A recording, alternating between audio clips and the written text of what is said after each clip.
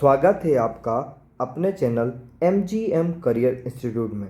बच्चों, जैसा कि आप सबको पता है कि नीट 2022 का जो एग्ज़ाम है वो 17 जुलाई को होने वाला है। उसी के चलते NTA द्वारा जो फॉर्म फिलिंग प्रोसेस है वो सक्सेसफुली कंप्लीट हो चुका है।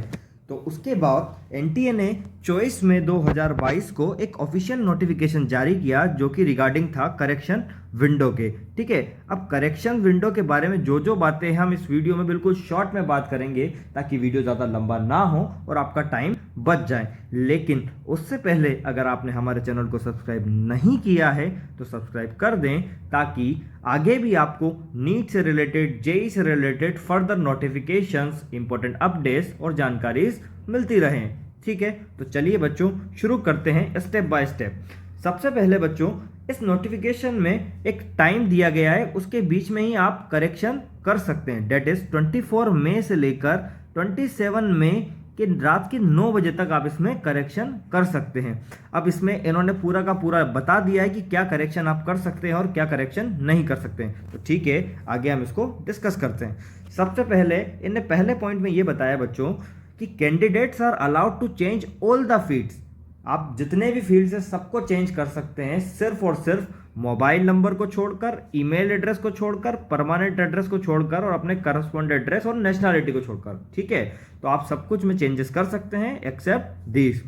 अगली लाइन में इन्होंने बोला है बेटा, 2 पॉइंट इन्होंने बताए हैं सेकंड और थर्ड पॉइंट में कि आधार कार्ड कुछ लोगों ने अपना वेरीफाई किया था और कुछ ने वेरीफाई नहीं किया था। ठीक है, तो पहले हम बात करते हैं जिन्होंने वेरीफाई किया था। अब जिन्होंने वेरीफाई किया था बेटा, वो कैंडिडेट का नेम, डेट ऑफ बर्थ और जेंडर कुछ भी चेंज नहीं कर सकते हैं क्योंकि ये वेरीफाइड हो चुका है पहले ही। अगला, all 2 fields verified, date is candidate name, date of birth and gender. ठीक है, तो इनमें कोई भी करेक्शन यहाँ पर में अलाउड नहीं होगा जो पहले से वेरीफाइड हो चुके हैं।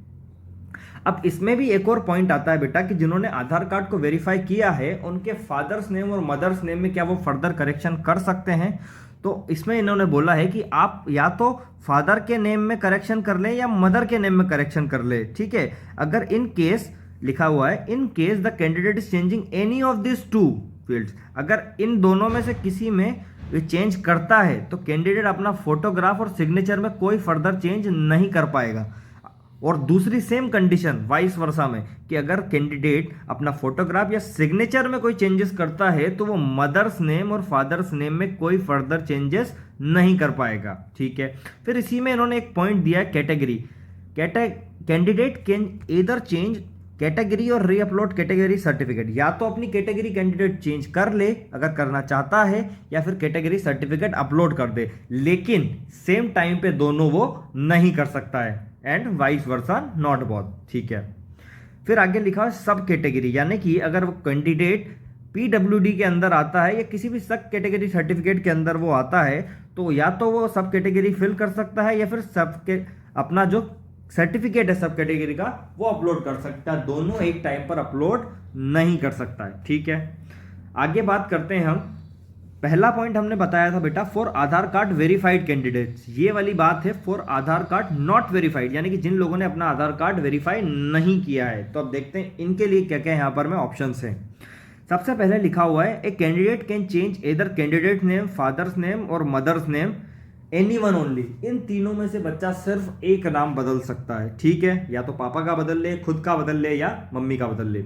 अगला लिखा है in case the candidate is changing any of these 3 field then the candidate is not allowed to change the photograph and signature. Same बात यहां भी वही आ गई कि अगर आप इन तीनों में से किसी एक में करेक्शन करते हैं तो आपको फोटोग्राफ और सिग्नेचर में कोई चेंजेस करने का मौका नहीं मिलेगा। ठीक है, और सेम बात वाइस वर्सा में भी अप्लाई होगी कि अगर कैंडिडेट अपना सिग्नेचर और फोटोग्राफ चेंज करता है तो वो मदर्स नेम, फादर्स नेम और कैंडिडेट नेम में कोई फर्दर करेक्शन नहीं कर सकता है। यहां भी वही बात लिखी हुई है कैटेगरी और सब कैटेगरी के रिलेटेड जो कि हमने आधार कार्ड वेरीफाइड वालों के लिए की थी कि अगर वो अपना कैटेगरी सर्टिफिकेट अपलोड करता है तो कैटेगरी चेंज नहीं कर सकता है एंड वाइस वर्सा। सब कैटेगरी में भी सेम यही पॉइंट है। अब दूसरी बात, इसमें इन्होंने एक बात लिखी हुई है बेटा कि the candidates are allowed to make changes latest 27 में अप टू 9 PM। ठीक है, ये बात तो no correction in particular what's over will be entertain by NTA under any circumstances, the additional fee shall be paid by the candidate consult either through credit card, Paytm, जो भी payment option है। अब इसमें ऐसा बोला गया है बेटा कि मान लीजिए आपकी जो कैटेगरी थी बेटा वो जनरल थी, ठीक है। जनरल कैटेगरी से आप कहाँ चले गए, आपने अपना कैटेगरी सर्टिफिकेट डाल दिया है यहाँ पर में ओबीसी। अब ओबीसी की फीस जो थी बेटा वो शायद कुछ 1500 रुपये के करीब थी और जनरल की कुछ 1600 रुपये थी। अगर आप इसको चेंज करके इसमें जाते हैं तो आपको ये 100 रुपये जो बच रहे थे, मतलब जो भी आपका यहाँ पर में बचा हुआ पैसा होगा वो वापस नहीं किया जाएगा, बल्कि अगर आप एससी से जनरल में जाएंगे, जनरल कैटेगरी अगर आप डाल रहे हैं तो एससी की कुछ फीस 1000 रुपये के आसपास थी जो भी, और यहाँ की 1600 रुपये, तो आपको ये एक्स्ट्रा 600 रुपये पे करना होगा। ये इस वीडियो नोटिफिकेशन के अंदर बताया गया है, ठीक है।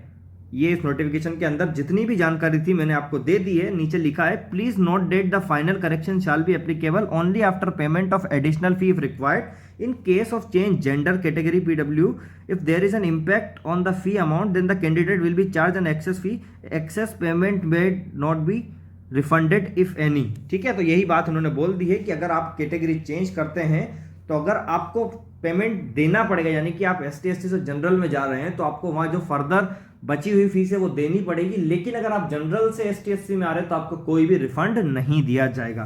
तो होप बच्चों आपको ये वीडियो में जितनी भी बातें मैंने बताई सब समझ में आई होगी, और हमने पूरे के पूरे नोटिफिकेशन के बारे में यहाँ पर मैं डिस्कस कर लिया है। लेकिन आपको किसी भी तरह का डाउट आता है तो आप बेशक कमेंट करके पूछ सकते हैं ताकि आपकी प्रॉब्लम का सॉल्यूशन मिले।